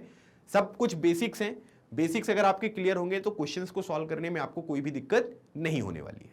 चलिए अगला क्वेश्चन देखते हैं। क्वेश्चन नंबर 29 में देखो दिया हुआ है कि name the original initiator of the ideas of communism, है ना। कम्युनिज्म जो है उस आइडिया को ओरिजिनली यहाँ पर किसने इंट्रोड्यूस किया था। देखो कम्युनिज्म है क्या, कम्युनिज्म में अगर हम देखेंगे तो इसमें क्या होगा कि इसमें जो भी आपकी फैक्ट्रीज वगैरह होंगी, फार्म्स वगैरह होंगी, ये सब चीजें कैसी होंगी, ये स्टेट कंट्रोल्ड होंगी, है ना, मतलब इसमें जो भी गवर्नमेंट वगैरह होगी उसके पास कंट्रोल आपको देखने को मिलेगा और वहां पर जो भी लोग काम करेंगे उनके जितना जिसने काम किया उसके बेसिस पे प्रॉफिट जो है वो यहाँ पर शेयर किया जाएगा। ठीक है, तो स्टेट कंट्रोल चीजें हैं। तो अगर आप कम्युनिज्म भी डिफाइन करना चाहो तो डिफाइन कर सकते हो थोड़ा सा एक लाइन में, और उसके बाद बता सकते हैं कि दिस आइडिया वॉज इंट्रोड्यूस्ड, और या ओरिजिनल इनिशिएटर जो थे इस कम्युनिज्म के आइडिया के वो कार्ल मार्क्स थे। कार्ल मार्क्स का जन्म और मृत्यु जो है वो यहाँ पर इस टाइम पर हुई थी। ये एक फिलोसोफर थे, इकोनॉमिस्ट थे, सोशोलॉजिस्ट थे, हिस्टोरियन थे, ठीक है, जर्नलिस्ट थे, रिवॉल्यूशनरी सोशलिस्ट भी आपको देखने को मिलेंगे। और इन्होंने यहाँ पर क्या था कि कम्युनिज्म का जो आइडिया है वो यहाँ पर आगे बढ़ाया था। ठीक है, और इनके आइडिया के बाद आपने देखा कि किस तरीके से यहाँ पर परिवर्तन पूरी की पूरी सोसाइटी में जो है वो आपको देखने को मिले, और आज भी इनकी विचारधारा जो है वो हम सब लोग यहाँ पर डिस्कस करते हैं। क्वेश्चन नंबर 30 देखो दिया हुआ है, ये हमारे 2 मार्कर का जो है ये आखिरी क्वेश्चन है। इसमें बोला जा रहा है कि on which issue did the liberals and radicals of 19th century Europe differ. ठीक है, अभी यहां पर क्या है कि हमने जो वोटिंग राइट्स थे उनके बारे में तो सोच लिया कि वोटिंग राइट में आपको डिफरेंस देखने को मिल रहे हैं, है ना। लेकिन अब यहां पर क्या है कि 2 नंबर में आपको 2 पॉइंट लिखने पड़ेंगे। एक पॉइंट तो वो हो गया आपका जो वोटिंग राइट्स किसको देने किसको नहीं देने। अब और यहां पर क्या चीजें हम इंट्रोड्यूस कर सकते हैं वो 2 नंबर में आप लिख सकते हो। ठीक है, so the liberals and radicals deferred on the issue of property and privileges. ठीक है, तो जो प्रॉपर्टी है और जो प्रिविलेजेस यहां पर मिल रही है, ठीक है, उनमें ये लोग क्या करते थे कि उनमें आपको डिफरेंस देखने को मिलेगा। Many radical supported women suffragette movement, जो वोटिंग राइट्स थे महिलाओं को, उसको यहां पर रेडिकल्स ने जो है वो सपोर्ट किया था। Unlike liberals the radicals oppose the privileges of great land owners and wealthy factory owners. ठीक है, मतलब जो जिनके पास बहुत ज्यादा लैंड वगैरह होता था या जो फैक्ट्री के मालिक वगैरह होते थे, उनको अलग अलग तरीके के प्रिविलेजेस देखने को मिलते थे। जैसे वोटिंग के बारे में भी ये लिबरल्स बात कर रहे थे कि केवल इन्हीं के पास जो है वो वोटिंग राइट्स होनी चाहिए, है ना। लेकिन रेडिकल्स ने बोला कि ऐसा नहीं होना चाहिए कि भाई इनको जो फैक्ट्री ओनर है या लैंड ओनर्स वगैरह हैं, इनके जो प्रिविलेजेस हैं इनको यहाँ पर इतनी ज्यादा अपन को इंपॉर्टेंस जो है वो यहाँ पर नहीं देनी है। ठीक है, तो ये पॉइंट भी यहाँ पर आपको ध्यान रखना है। तो ये हो गया आपका क्वेश्चन नंबर 30। और इस तरीके से 2 नंबर के क्वेश्चन में ये अलग अलग तरीके के पॉइंट्स हैं जो आपसे क्वेश्चन के फॉर्मेट में यहां पर पूछे जा सकते हैं। ठीक है, अगर आपको लग रहा है कि आप इन क्वेश्चंस को नहीं समझ पा रहे हो, है ना, नहीं सॉल्व कर पा रहे हो, तो इसका मतलब है कि you have to work on your concept part, और उसके लिए 1 शॉट रिवीजन आपका अवेलेबल है, आप उसको देखिए। मैंने यहाँ पर क्वेश्चंस भी आपके साथ जो है वो डिस्कस किए हुए हैं, उससे भी आपको एक अच्छी अंडरस्टैंडिंग जो है वो यहाँ पर डेवलप होती हुई दिखाई देगी, है ना। इसमें क्या है कि इसमें हम केवल जो सॉल्यूशन पार्ट है वो डिस्कस कर रहे हैं, क्वेश्चन को सॉल्व करने की अप्रोच कैसे हो सकती है वो डिस्कस कर रहे हैं, क्योंकि बेसिक्स ऑलरेडी मैंने आपको पढ़ाया हुआ है। तो अगर आप उसको देख लोगे तो फिर आपको कोई दिक्कत यहाँ पर नहीं होने वाली है। ठीक है, चलिए अब लॉन्ग आंसर क्वेश्चंस को देखेंगे। ये 3 नंबर के क्वेश्चंस हैं। ठीक है, इन क्वेश्चंस को जो है मतलब एटलीस्ट आपको 3 पॉइंट जो है वो अपने आंसर्स में यहाँ पर लिखने हैं। अब यहाँ पर क्या है, अब इसमें मैंने आपको डिफरेंस के बारे में बता दिया कि लिबरल्स और रेडिकल्स जो है वो कैसे डिफरेंशिएट होते थे, है ना। लेकिन अब आपको ये बताना है कि differentiate between the ideas of liberals and radicals in Europe, है ना। उनके बीच में रेडिकल्स में और लिबरल्स जो हैं उनके जो आइडियाज थे वो कैसे कैसे डिफरेंट यहां पर थे, अब इसके बारे में बात करनी है। ठीक है, तो लिबरल्स का मानना यह था कि हमें क्या करना है कि जितने भी रिलीजन है उन सब की रिस्पेक्ट करनी है, टॉलरेट करना है। लेकिन रेडिकल्स का मानना यह था कि जो भी यहां पर गवर्नमेंट है वो यहां पर गवर्नमेंट बेस्ड ऑन मेजॉरिटी, है ना। मतलब यहां पर क्या है कि जो चीज यहां पर आपको मेजॉरिटी में है ना, मतलब जिस तरीके के लोग मेजॉरिटी में यहां पर रह रहे हैं उस तरीके की सरकार यहां पर बननी चाहिए। लिबरल्स ये कहते थे कि सभी धर्म के लोग यहां पर पार्टिसिपेट कर सकते हैं, लेकिन रेडिकल्स का मानना यह था कि जो लोग मेजॉरिटी में हैं उनको यहां पर क्या करना है कि उनको सरकार में ज्यादा आपको तवज्जो देनी है, इंपॉर्टेंस यहां पर देनी है। Liberal opposed the uncontrolled power of dynastic rulers, while radicals were opposed to privileges of landowner and wealthy factory owners। ठीक है, लिबरल्स का मानना यह था कि जो डायनेस्टिक रूलर्स हैं उनके पास अनकंट्रोल्ड यहां पर पावर नहीं होनी चाहिए। लेकिन यहां पर जो आपके रेडिकल्स थे इनका मानना यह था कि जो लैंड ओनर्स हैं और जो वेल्दी फैक्ट्री ओनर्स हैं इनको अलग से कोई प्रिविलेजेस हमको प्रोवाइड नहीं करना है। ठीक है, इसमें डिफरेंस हो गया। Liberals wanted representative elected parliamentary government and did not believe in adult franchise. Universal जो एडल्ट फ्रेंचाइज है उसके ऊपर बिलीव नहीं करते थे। लेकिन रेडिकल्स का मानना यह था कि यहां पर क्या है कि यूनिवर्सल एडल्ट फ्रेंचाइज होना चाहिए, या जो वुमेन सफ्रेगेट मूवमेंट आपको देखने को मिल रहा है उसमें भी सपोर्ट करते थे नहीं करते थे, ये पॉइंट भी आप यहां पर मेंशन कर सकते हो। तो इस तरीके से लिबरल्स और जो यहां पर आपके रेडिकल्स हैं उनकी आइडियोलॉजी और उनकी जो विचारधारा थे, आइडियाज थे, उनको आप डिफरेंशिएट कर सकते हैं। इस फॉर्मेट में भी चीजों को आप लिख सकते हो या आप टेबल बनाकर भी चीजों को यहां पर कंप्लीट कर सकते हैं, जैसा भी आपको ठीक लगे उस तरीके से यहां पर किया जा सकता है। ठीक है, चलिए अगला क्वेश्चन देखिए। Mention any 3 features of socialism. ठीक है, सोशलिज्म के 3 फीचर्स जो है वो आपको यहां पर मेंशन करने। अब सोशलिज्म आपको पता तो चल गया कि सोशलिज्म होता क्या है, लेकिन उसके 3 फीचर्स आपको यहां पर मेंशन करने। तो यहां पर क्या है कि जो सोशलिस्ट लोग यहां पर थे वो प्राइवेट प्रॉपर्टी के अगेंस्ट में थे, है ना, कि भाई जो लोग यहां पर कंसेंट्रेशन करके रखे हैं, फैक्ट्रीज वगैरह उनके नाम पर है या लैंड वगैरह उनके नाम पर है, तो सोशलिस्ट जो लोग थे वो प्राइवेट प्रॉपर्टी के अगेंस्ट में आपको देखने को मिलते हैं। Society as a whole should control property collectively. उनका मानना यह था कि पूरा का पूरा जो सोसाइटी है, जितने लोग भी यहां पर रह रहे हैं, जितनी भी प्रॉपर्टी है उसका कंट्रोल सभी के पास होना चाहिए, और उसके अकॉर्डिंग हमको क्या करना है कि चीजों को कंट्रोल करना है।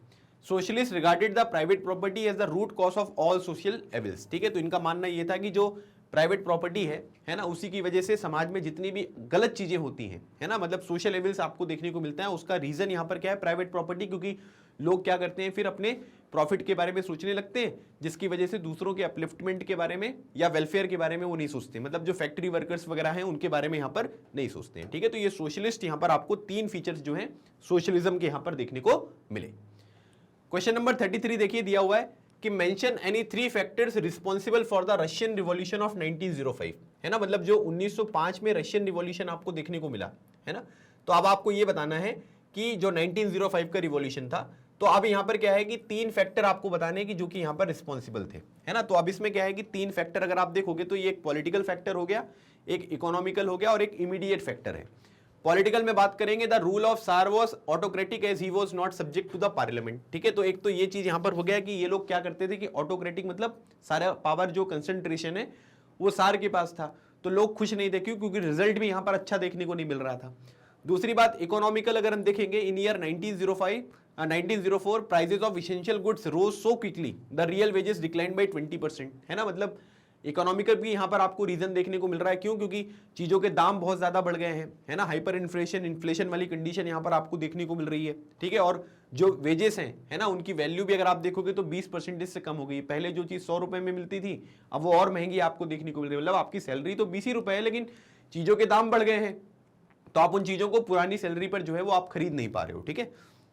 उसके बाद ब्लडी संडे इंसिडेंट यहां पर हुआ, ठीक है, जिसकी वजह से आप ये कह सकते हैं कि करीब 100 वर्कर्स की यहां पर जान गई और करीब 300 लोग यहां पर जख्मी हो गए। तो इसकी वजह से 1905 का रिवॉल्यूशन आपको देखने को मिला, तो ये एक इमीडिएट कॉज यहां पर था, ठीक है। Poor condition of the working class, तो जो वर्किंग क्लास थे, जो लोग फैक्ट्रीज वगैरह में काम कर रहे थे, उनकी कंडीशन, उनके वेजेस, है ना, उनके जो वर्किंग आवर्स ये सब ज्यादा थे, वेजेस यहाँ पर कम थे, और इसी वजह से यहाँ पर आप ये कह सकते हैं कि गुस्सा भरा हुआ था, है ना, और इमीडिएट कॉज यहाँ पर ब्लडी संडे वाला हुआ, जिसकी वजह से आपको बड़े स्केल पर अलग अलग घटनाएं यहाँ पर होती हुई दिखाई दी, और इसको पूरा कलेक्टिव हम यहाँ पर क्या कहते हैं, 1905 का रिवॉल्यूशन जो है वो यहाँ पर कहा जाता है, ठीक है। तो ये 3 फैक्टर हैं, मैंने एक और बता दिया आपको चौथा फैक्टर भी, जिसमें वर्कर्स की कंडीशन के बारे में चीजों को आप मेंशन कर सकते हो कि ये जो फैक्टर यहां पर है, मतलब ये रिवॉल्यूशन जो 1905 में आया था, ये क्यों आया था, है ना, आखिर वजह क्या थी इसकी, तो वो चीज आपको यहां पर समझना है।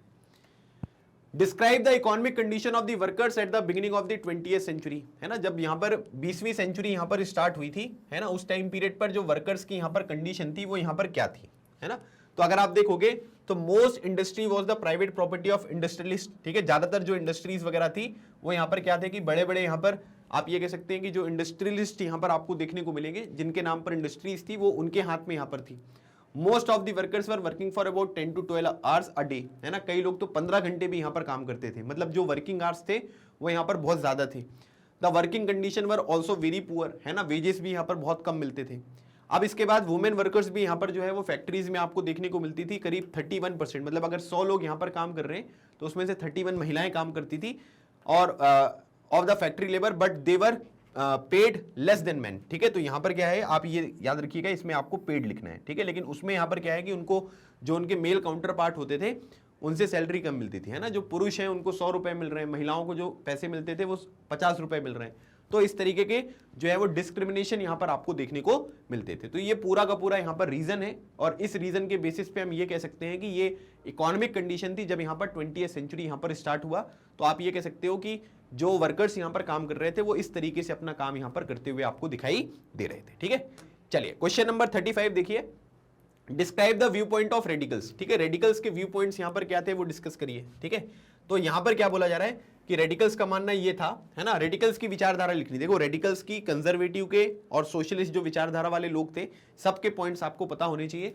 किसी भी फॉर्मेट पे क्वेश्चन में जो पेपर में जो क्वेश्चन है वो आपसे डायरेक्टली यहां पर पूछा जा सकता है।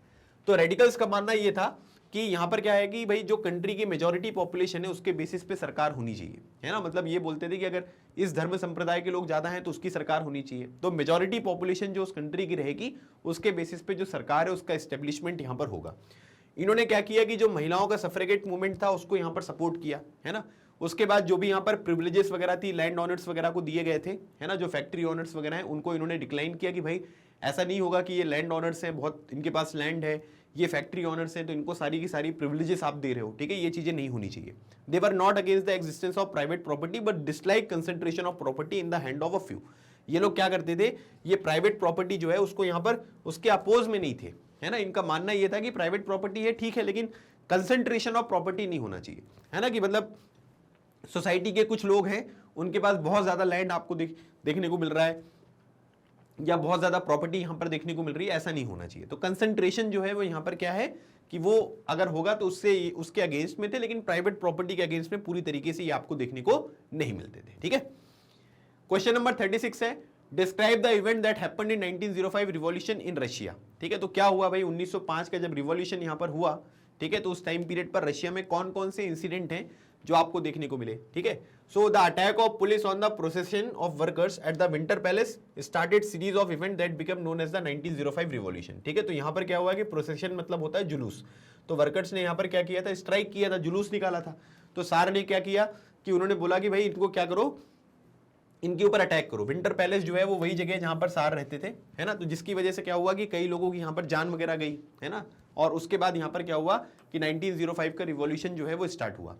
Strike took place all over the country and universities close down when student bodies stage walkout complaining about the lack of civil liberties. ठीक है, तो यहां पर क्या हुआ कि जितने भी यूनिवर्सिटीज वगैरह थी, है ना, जितनी भी फैक्ट्रीज वगैरह थी, उन सबको बंद कर दिया गया। जो स्टूडेंट बॉडीज यहां पर थी वो यहां पर बाहर आए, उन्होंने बोला कि भाई हमें यहाँ पर लिबर्टी की जरूरत है, हमें सिविल लिबर्टीज जो है वो यहाँ पर नहीं मिल रही हैं, है ना, तो इस तरीके की प्रॉब्लम देखने को मिली। Lawyers, doctors, engineers and other middle class workers establish the union of unions and demanded a constitution constituent assembly. है ना, तो यहाँ पर क्या किया कि जितने भी दूसरे प्रोफेशन के लोग थे, है ना, जैसे लॉयर हो गए, डॉक्टर, इंजीनियर्स वगैरह, ये उस टाइम के रेपुटेड पर्सनैलिटीज यहाँ पर हैं। तो आप ये कह सकते हैं कि जो दूसरे भी मिडिल क्लास वर्कर थे उन्होंने यहाँ पर यूनियन वगैरह बनाया, यूनियन से यूनियन यहाँ पर मिलकर बने, है ना, और इन्होंने यहाँ पर क्या किया कि कॉन्स्टिट्यूएंट असेंबली होनी चाहिए। अब बहुत हो गया ऑटोक्रेटिक रूल, हमारी सिविल लिबर्टीज की बात होनी चाहिए और इलेक्टेड रिप्रेजेंटेटिव अब हमारे ऊपर रूल करेंगे, तब हम उस चीज को एक्सेप्ट करेंगे, अदरवाइज वो एक्सेप्ट नहीं करेंगे। तो आपको ये बताना था कि जब ये 1905 का रिवॉल्यूशन यहाँ पर हुआ, है ना, तो उसमें कौन कौन से इवेंट्स हैं जो आपको देखने को मिले, है ना, मतलब क्या क्या चीजें हैं जो आपको यहाँ पर डेवलप होती हुई दिखाई दी, तो उनके ऊपर जो है वो चीजें यहाँ पर आपको बतानी थी। तो ये सारी की सारी जो इंसिडेंट है ये आपको वहां पर देखने को मिल रहे थे। ठीक है, क्वेश्चन नंबर 37 देखते हैं, how the cooperatives were to function according to Louis Blanc. ठीक है, लुइस ब्लैंक ने कॉपरेटिव्स के बारे में बात करी थी, तो अब आपको ये बताना है कि इन्होंने क्या बताया था, मतलब कि कॉपरेटिव्स जो है वो यहाँ पर किस तरीके से यहाँ पर फंक्शन करेंगे। तो लुइस ब्लैंक का मानना था कि he wanted the government to encourage cooperatives and replace capitalist enterprises. ठीक है, तो लुइस ब्लैंक यहाँ पर ये कह रहे थे कि जो सरकार है वो यहाँ पर कॉपरेटिव्स बेसिकली क्या होते हैं कि जिसमें कुछ लोग मिलकर काम करते हैं, जिनका जो एम होता है वो सेम होता है, और उसके बाद वो लोग इस बात पर भी एग्री करते हैं कि अगर जो भी प्रॉफिट होगा हम उसके अकॉर्डिंग जो है वो अपने प्रॉफिट को यहाँ पर शेयर करेंगे, है ना। तो इस तरीके की चीजें जो होती हैं वो आपको देखने को मिलती हैं। तो इन्होंने बोला कि कॉपरेटिव जो है वो यहाँ पर सरकार उनको सपोर्ट करे, और साथ ही साथ जो भी यहाँ पर कैपिटलिस्ट इंटरप्राइजेस है ना, जो केवल प्रॉफिट ओरिएंटेड यहाँ पर रहती है, उनको रिप्लेस यहाँ पर किया जाए। He suggested cooperative in order to guarantee employment for the urban poor, जो शहर में रहने वाले गरीब व्यक्ति हैं उनको यहाँ पर काम मिल पाएगा। He believe that cooperative should be form with the cooperation of the people and its profit should be divided according to the work done by the members. ठीक है, जितने लोगों ने यहाँ पर काम किया है, तो जो भी प्रॉफिट आपने अर्न किया उसके बेसिस पे आप यहाँ पर प्रॉफिट को डिस्ट्रीब्यूट करोगे। तो कोऑपरेटिव्स के लिए लुइस ब्लैंक का नाम आपको याद रखना है, इनका बहुत ज्यादा कॉन्ट्रीब्यूशन जो है वो इस पर्टिकुलर फील्ड में आपको देखने को मिलेगा। क्वेश्चन नंबर 38 देखिए, what was the boundary of Russian empire during 1914, है ना, मतलब रशियन एम्पायर में कौन कौन से रीजन थे जो आपको देखने को मिलेंगे। In 1914 beside the territory around Moscow, ठीक है, the Russian empire included current day Finland, ठीक है, Latvia, Lithuania, Estonia, part of Poland, Ukraine and Belarus, Georgia, Armenia and Azerbaijan. ठीक है, तो यहाँ पर क्या है कि मॉस्को था, सेंट पीटर्सबर्ग भी आपको देखने को मिलेगा, लेकिन आज के टाइम पीरियड पर कई सारी कंट्रीज हैं वो रशियन एम्पायर में ही आपको देखने को मिलेंगी, जैसे फिनलैंड हो गया, लैटविया हो गया, Lithuania, Estonia, Poland, Ukraine, Belarus, Georgia, है ना, आर्मेनिया, अजरबैजान, मतलब सेंट्रल एशियन भी कई सारी कंट्रीज थी, अजरबैजान सेंट्रल एशियन कंट्री, तो वो भी आपको यहाँ पर देखने को मिलेंगे। तो ये सारी की सारी कंट्रीज मिलकर यहाँ पर क्या बनाते थे, रशियन एम्पायर जो है वो यहाँ पर बनाते थे। ठीक है, मैप पर भी ये सब चीजें आपको लोकेट होने को आ सकती हैं, है ना, कि रशिया बताओ, एक्सेस पावर बताओ, सेंट्रल पावर्स कौन कौन सी थी, है ना, वो भी क्वेश्चन आपको दिया गया था, वो भी अभी हम डिस्कस करेंगे। तो ऐसे कुछ चीजें जो है वो आपसे डायरेक्टली यहाँ पर पेपर में पूछी जा सकती है। तो आपको पता होना चाहिए कि रशियन एम्पायर में कौन कौन से लोकेशंस यहाँ पर हैं, कौन कौन सा एरिया था जो उसका पार्ट था, जो आपसे पेपर में इस तरीके के फॉर्मेट में पूछा जा सकता है। ठीक है, नेक्स्ट क्वेश्चन दिया हुआ है कि what do you mean by the reds, greens and whites in the context of Russia, है ना, रशिया के कॉन्टेक्स्ट में जो रेड्स थे, ग्रीन्स थे और व्हाइट्स थे, ये यहाँ पर कौन थे। ठीक है, इनके ऊपर आपको एक नोट लिखना है।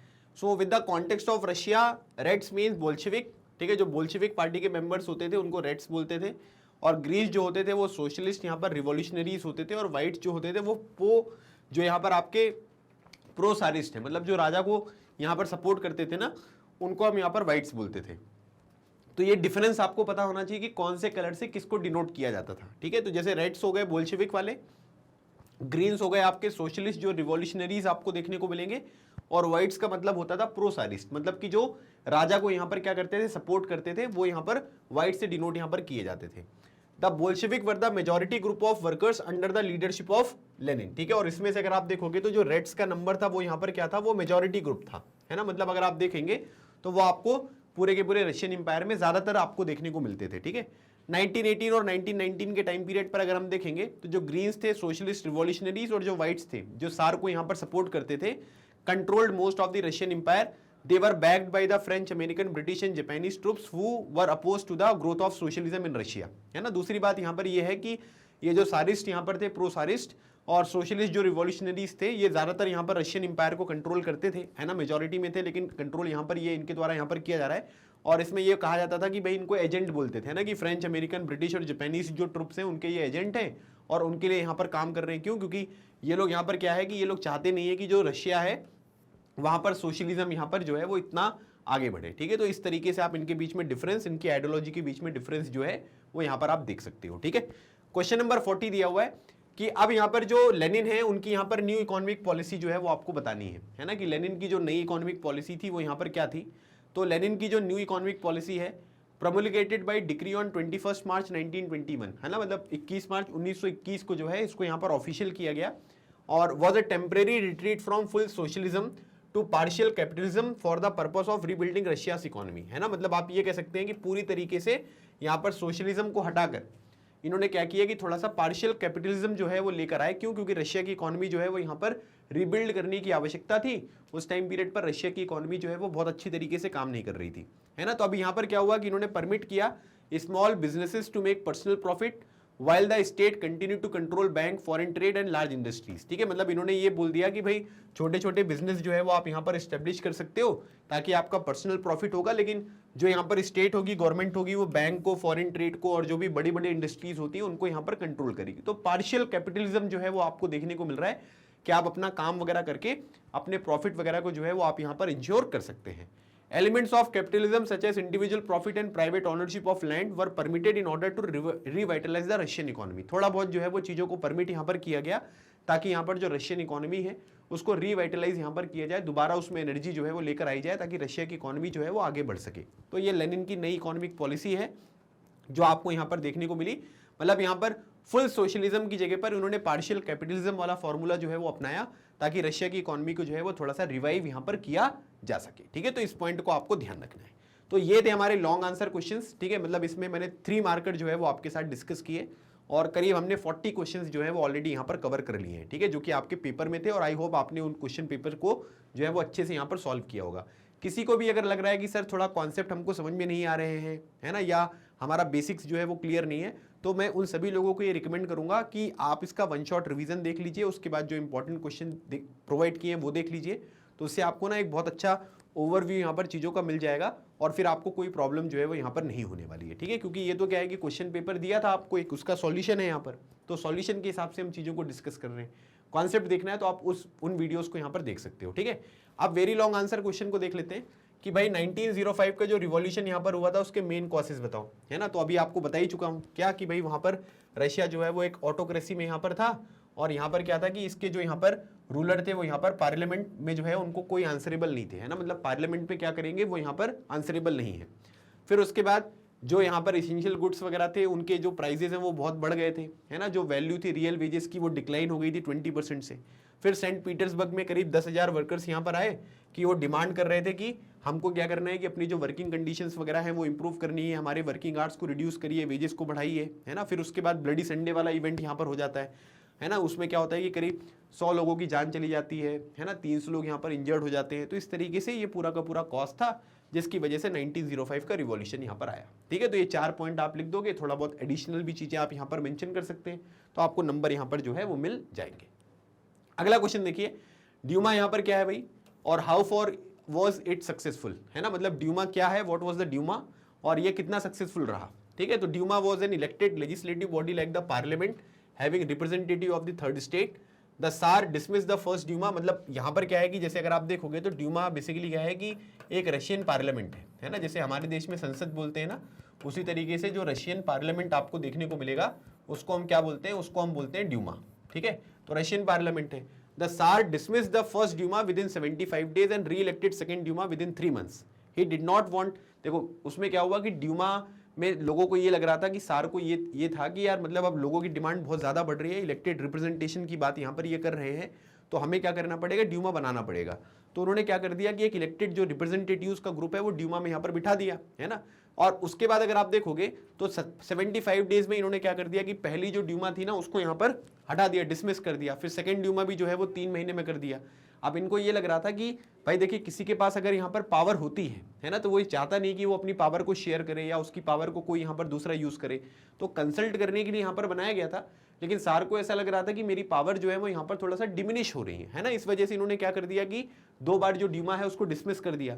He did not want any restrictions or reduction in his power. He changed the voting laws and packed the third Duma with the conservative politician and liberals and revolutionaries were out। ठीक है, मतलब अब यहाँ पर क्या हुआ कि जो तीसरी ड्यूमा यहाँ पर थी उसको इस्टेब्लिश किया।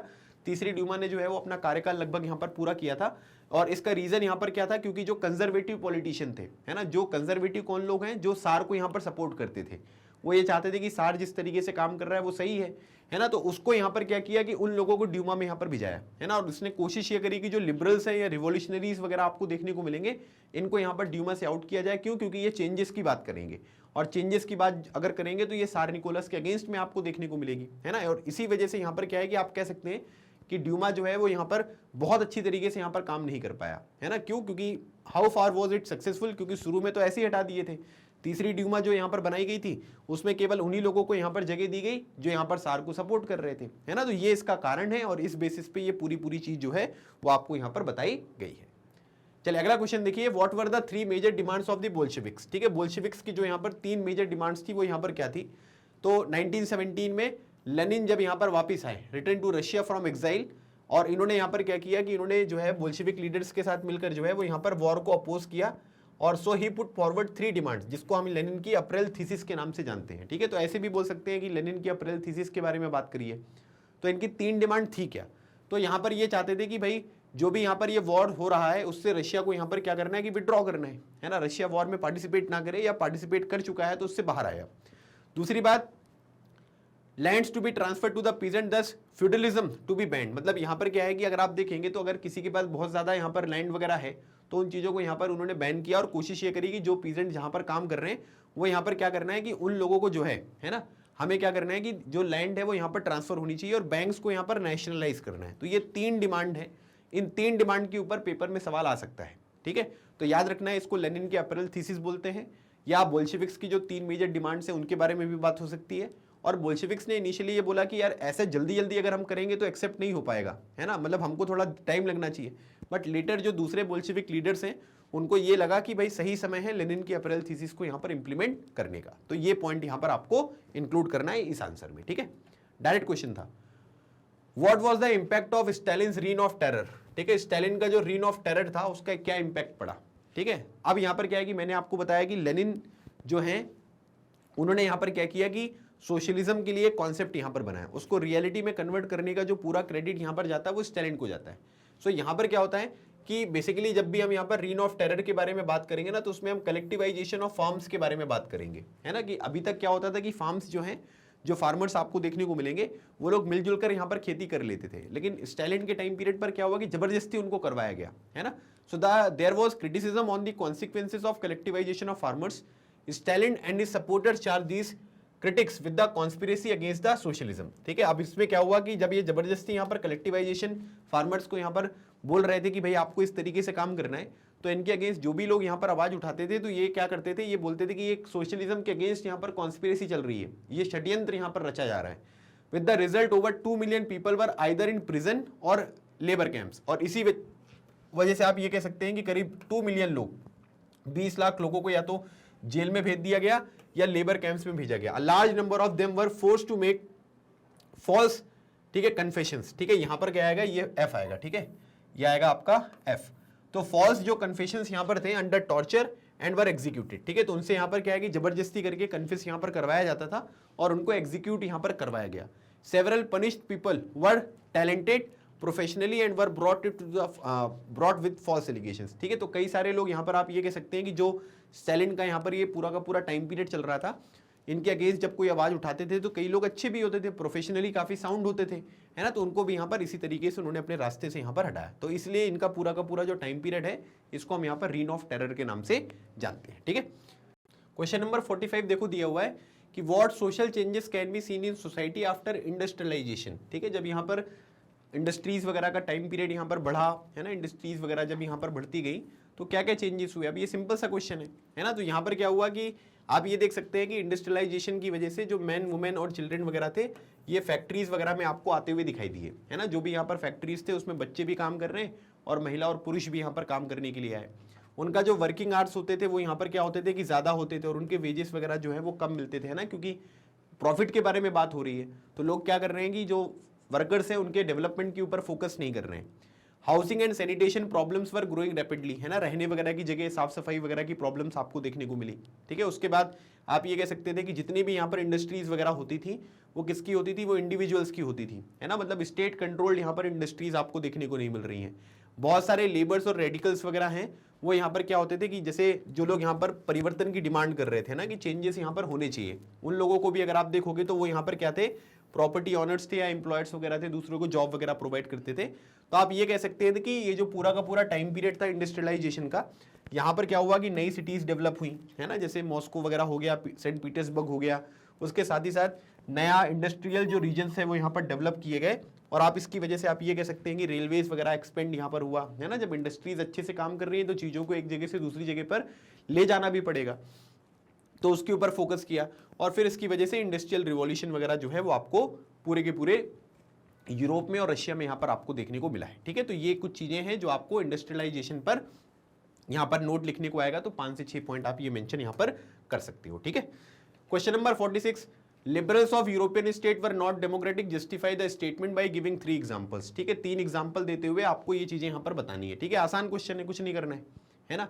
डेमोक्रेटिक और लिबरल्स में 3 स्टेटमेंट देने, तो इसमें अगर आप डिफरेंस देखोगे तो यहाँ पर क्या है कि they do not give right for voting to all adults, ठीक है। मतलब सभी एडल्ट्स को जो है वो वोटिंग राइट्स यहाँ पर नहीं दिए गए, है ना। अब इसमें यहाँ पर क्या करेंगे कि they think people with more property, है ना, are more importance and only they should vote. जिसके पास प्रॉपर्टी है, जिसके पास थोड़ी सी चीजें आपको देखने को मिल रही हैं, उनको वोटिंग राइट जो है वो यहाँ पर देने हैं, बाकी लोगों को जो है वो वोटिंग राइट्स यहाँ पर नहीं देने। इस तरीके की बात उन्होंने यहाँ पर करी, ठीक है। They do not give right for voting to women, ठीक है। जो यहाँ पर महिलाएं हैं उनको यहाँ पर क्या है कि उनको अगर आप देखेंगे तो उनको यहाँ पर जो अलग अलग तरीके की चीजें हैं, ठीक है, इसको आप यहाँ पर इस तरीके से लिख सकते हैं वुमेन, ठीक है। महिलाओं को जो है यहाँ पर, ठीक है, इनको जो वोटिंग राइट्स हैं वो यहाँ पर नहीं दिए गए। तो इन बेसिस पे हम यहाँ पर कह सकते हैं कि जो यूरोपियन लिबरल्स थे यूरोपियन स्टेट्स के, वो यहाँ पर डेमोक्रेटिक नहीं थे। डेमोक्रेटिक वो लोग यहाँ पर होंगे जो क्या करेंगे, वोटिंग राइट्स यहाँ पर प्रोवाइड करेंगे सभी को। तो इसके अगेंस्ट में यहाँ पर क्या कर सकते हो कि अगर आप चाहो अपने आंसर को थोड़ा बड़ा करना तो यहाँ पर ये डिफाइन कर सकते हो, है ना, कि डेमोक्रेटिक जो थे वो इस तरीके की बात यहाँ पर कर रहे थे। और इससे यहाँ पर क्या होगा, और इसमें आप ये पॉइंट भी ऐड कर सकते हो कि जो प्रिविलेजेस यहाँ पर मिल रही थी बड़े बड़े लैंड ओनर्स को, है ना, जो फैक्ट्री ओनर्स वगैरह थे, उनकी जो प्रिविलेजेस वगैरह थी उनको भी यहाँ पर ये बोलते थे कि ऐसा नहीं होना चाहिए, सब लोगों को समान अधिकार यहाँ पर देना है, ठीक है। तो ये पॉइंट आप इस तरीके से यहाँ पर इंक्लूड कर सकते हो। चलिए क्वेश्चन नंबर 47 देखिए, discuss the relationship between the peasants and noble in Russia during 19th century, है ना। तो जो पीजेंट्स थे और जो नोबल्स वगैरह आपको देखने को मिलेंगे, इनके बीच में यहाँ पर क्या रिलेशन थे, अब उनके बारे में बात हो रही है, ठीक है। तो अगर आप देखोगे तो 19th सेंचुरी बोल लो या बिगिनिंग ऑफ 20th सेंचुरी बोल लो, एक ही बात है। तो at the beginning of 20th century the Russian people were mainly agriculturist, ठीक है। मतलब वो लोग यहाँ पर क्या करते थे कि एग्रीकल्चर में इन्वॉल्व थे। फिर उसके बाद 85% जो रशियन पॉपुलेशन थी, आप यहाँ पर ये देख सकते हैं कि एग्रीकल्चर में इन्वॉल्व थी। और बाकी जो यूरोपियन कंट्री है जैसे फ्रांस हो गया, ब्रिटेन वगैरह हो गया, वहां पर भी लोग एग्रीकल्चर करते थे, लेकिन 85% से हमेशा कम आपको देखने को मिलेगा, ठीक है। Industry in Russia was developed in some pockets like Saint Petersburg and Moscow, large factories existed alongside craft workshops, ठीक है। तो मतलब यहाँ पर क्या है कि ज्यादातर जो आपको इंडस्ट्रीज वगैरह देखने को मिलेगी सेंट पीटर्सबर्ग में, मॉस्को वगैरह में थी, है ना। कुछ वर्कशॉप वगैरह भी आपको देखने को मिलेंगी। Many factories were set up in the 1890s। The reason behind it was the extension on railway network and the increase of foreign investment, ठीक है। तो यहाँ पर क्या हुआ कि यहाँ पर अगर आप देखेंगे तो यहाँ पर जो रेलवे वगैरह का नेटवर्क वगैरह था वो यहाँ पर बहुत अच्छी तरीके से बढ़ा, है ना। फॉरेन इन्वेस्टमेंट वगैरह जो है वो यहाँ पर बहुत अच्छी तरीके से यहाँ पर आगे बढ़ी। तो इन सब चीज़ों की वजह से क्या हुआ कि फैक्ट्रीज वगैरह जो है वो ज़्यादा सेटअप आपको देखने को मिली। कोल प्रोडक्शन जो है यहाँ पर डबल आपको देखने को मिलेगा, and iron and steel output जो है वो यहाँ पर आपको 4 गुना देखने को मिलेंगे, ठीक है। उसके बाद most industries were owned by the industries but government supervise the ways scale and timing of the factories, ठीक है। तो यहाँ पर क्या है कि इंडस्ट्रीज यहाँ पर काम कर रहे थे, लेकिन सरकार जो है वो यहाँ पर कितनी देर तक आप काम करवा रहे हो, कितना उनको पैसा वगैरह दे रहे हो, इन सब चीज़ों को यहाँ पर कंट्रोल करती थी, ठीक है। अब यहाँ पर इसी तरीके से अगर आप देखेंगे तो यहाँ पर ये बात ये बताई जा रही है कि भाई मतलब पीजेंट्स में और नोबल्स में क्या रिलेशन है ना। तो पीजेंट्स में अगर आप देखेंगे तो यहाँ पर क्या है कि एग्रीकल्चर वगैरह करते थे, 85% जनसंख्या यहाँ पर काम करती थी। कई बार अगर आप देखोगे तो जो गांव के लोग थे जो एग्रीकल्चर में यहाँ पर इन्वॉल्व थे, वो लोग भी यहाँ पर शहर में आने लग गए, फैक्ट्रीज वगैरह में काम करने लग गए। तो इस तरीके से आप उनकी कंडीशन को इस आंसर में जो है वो यहाँ पर बता सकते हैं। तो ये रिलेशन आपको यहाँ पर लिखना पड़ेगा, ठीक है। चलिए question number 48, what was the condition of Russia during the first world war, है ना। मतलब फर्स्ट वर्ल्ड वॉर के दौरान यहाँ पर जो कंडीशन थी रशिया की वो यहाँ पर क्या थी। अब यहाँ पर देखेंगे कि इन्होंने क्या किया कि 1917 में, है ना, देखोगे आप तो Soviet leaders and Duma leaders form provisional government to run the country. Lenin and Bolshevik party thought that the time was not right for the socialist revolution and the provisional government needed to be supported, ठीक है। तो यहाँ पर क्या है कि meanwhile अगर आप देखोगे तो यहाँ पर क्या हुआ कि जो पूरी की पूरी कंडीशन थी, है ना, जैसे अगर आप देखोगे कि फर्स्ट वर्ल्ड वॉर के दौरान जो रशिया की कंडीशन थी वो यहाँ पर क्या था, तो आप ये देखोगे कि यहाँ पर क्या है कि जब रशिया की यहाँ पर हार हुई तो उस दौरान यहाँ पर क्या है कि जो भी आपको सोसाइटी देखने को मिलेगी उसके अगेंस्ट में यहाँ पर आवाज उठने लगी, सार के अगेंस्ट में आवाज उठने लग गई। तो इन्होंने ये सोचा कि इन्होंने सोवियत लीडर्स और ड्यूमा जो है उन्होंने प्रोविजनल गवर्नमेंट यहाँ पर फाइंड कर ली। लेनिन और जो यहाँ पर बोल्शेविक पार्टी है ना, उनको ये लगा कि सोशलिस्ट रिवॉल्यूशन जो है, ठीक है, वो यहाँ पर क्या है कि that the time was not right, है ना, for the socialist revolution and the provisional government needed to be supported, ठीक है। तो यहाँ पर क्या बोला गया कि लेनिन और बोल्शेविक को यहाँ पर ये लगा कि यहाँ पर क्या है कि सोशलिस्ट रिवॉल्यूशन जो है, ठीक है, उसके लिए यहाँ पर अभी समय जो है वो बिल्कुल सही नहीं आया है और अभी हमको थोड़ा सा प्रोविजनल गवर्नमेंट जो है उसको यहाँ पर सपोर्ट करना पड़ेगा, ठीक है। अब यहाँ पर आप ये देखेंगे कि मेन टाइम बोल्शेविक का जो इन्फ्लुएंस यहाँ पर हुआ प्रोविजनल गवर्नमेंट के ऊपर बढ़ता गया, ठीक है। और इसकी वजह से यहाँ पर क्या हुआ कि प्रोविजनल गवर्नमेंट को जो है वो ये लगा कि हमारी पावर जो है वो रिड्यूस हुई और इसकी वजह से यहाँ पर क्या हुआ कि आप ये देख सकते हैं कि डिसकंटेंट, मतलब कि जो गवर्नमेंट है और उसके बाद जो यहाँ पर बोल्शेविक पार्टी के लीडर्स हैं उनके बीच में यहाँ पर आपको एक डिसकंटेंट यहाँ पर देखने को मिला, ठीक है। उसके बाद यहाँ पर क्या है कि जो पीजेंट्स हैं और जो उनके सोशलिस्ट लीडर हैं वो चाहते थे कि रिडिस्ट्रीब्यूशन लैंड का यहाँ पर देखने को मिले, है ना, और जो गवर्नमेंट यहाँ पर फुलफिल नहीं कर सकती थी।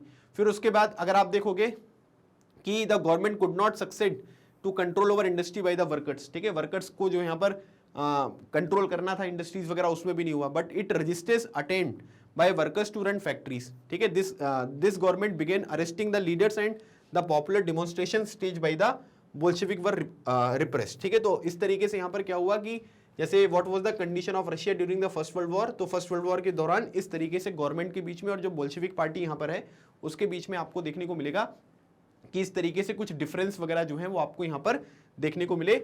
और फिर आप देखोगे कि बाद में फिर क्या है कि बोल्शेविक पार्टी के पास जो कंट्रोल है वो आपको ज्यादातर यहाँ पर देखने को मिलता है, ठीक है। तो इस तरीके से आप यहाँ पर फर्स्ट वर्ल्ड वॉर के दौरान जो है वो यहाँ पर क्या कंडीशन थी रशिया की वो चीज यहाँ पर आप मेंशन कर सकते हैं, ठीक है। बाकी कॉन्सेप्ट के लिए मैंने आपको वन शॉट रिवीजन यहाँ पर प्रोवाइड किया हुआ है, उसको अगर आप देख लोगे तो आपको कोई भी प्रॉब्लम यहाँ पर नहीं होगी, ठीक है। कम्युनिस्ट जो इंटरनेशनल था उसके बारे में बात हो रही है। What was the communist international, है ना, after first world war the communist international was organised इन 1919 on the lines of the first international and the second international, ठीक है। तो फर्स्ट इंटरनेशनल जो था वो 1864 से 76 और 1889 से 1914 तक जो है वो सेकंड इंटरनेशनल आपको देखने को मिलेगा। और इसी तरीके से कम्युनिस्ट इंटरनेशनल जो है वो यहाँ पर ऑर्गेनाइज किया गया। और उसके बाद यहाँ पर क्या है कि मॉस्को में इसका फाउंडेशन हुआ 1919 में on the initiative of Bolshevik after the October revolution in Russia and at a time of revolutionary upsurge in the central Europe. It is also called the third international, इसको third international भी बोलते हैं। इसका objective यहाँ पर क्या था कि हमें क्या करना है कि जो भी यहाँ पर वर्कर्स हैं ऑफ द वर्ल्ड उनमें यूनिटी यहाँ पर लेकर आनी है, ठीक है, to fix the daily hours of work, to oppose imperialism and colonialism, to oppose operation and wars, to promote revolution, ठीक है। Under its guidance various communist parties were formed in the many countries of the world.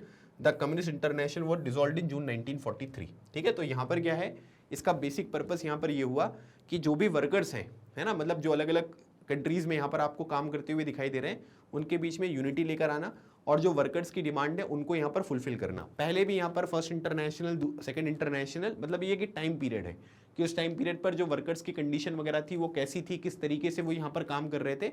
और third international में अगर आप देखोगे तो उन्हीं चीज़ों को यहाँ पर इंप्रूव करने की कोशिश करी गई कि जितने भी वर्कर्स वगैरह आपको देखने को मिलते हैं अलग अलग सोसाइटी में, अलग अलग कंट्रीज़ में, उनको यूनाइट किया जाए और उनकी जो रिक्वायरमेंट्स है उनको यहाँ पर फुलफिल किया जाए, सो दैट यहाँ पर क्या है कि उनके जो ग्रीवियंसेस होते हैं, जो भी उनके इश्यूज़ हैं, उनको यहाँ पर रिजॉल्व करें। और 1943 जून में जो है फाइनली जो कम्युनिस्ट इंटरनेशनल था उसको यहाँ पर क्या किया गया, डिसॉल्व कर दिया गया, मतलब खत्म हो गया फिर वो। ठीक है, चलिए क्वेश्चन नंबर 50, आखिरी क्वेश्चन है ये। Mention the values which are associated with the Stalin's collectivisation programme, mention 3 values. ठीक है, 3 वैल्यूज जो है वो आपको यहाँ पर क्या करनी है कि उनको वैल्यू जो है उनको मेंशन करना है जो यहाँ पर स्टालिन का कलेक्टिवाइजेशन प्रोग्राम था उसके बारे में। ठीक है, तो अगर आप देखोगे 1927 से लेकर 28 तक the towns in Soviet Russia were taking an acute problem of grain supplies.